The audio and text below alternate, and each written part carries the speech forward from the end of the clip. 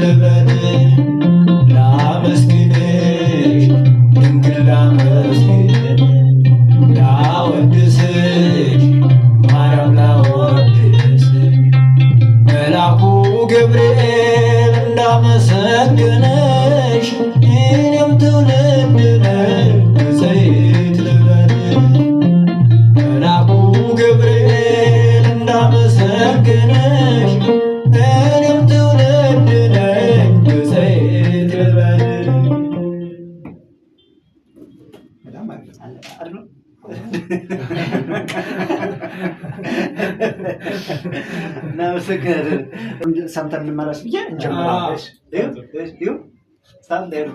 የሐቀኛው ሚዲያ ወንድሜ ያወጣውን መዝሙር ሰምተን ከሪከርድ ሲያወጣውን ብለን በዛው ሁለት ባንድ ተጠፍለጡ ማለት ነው።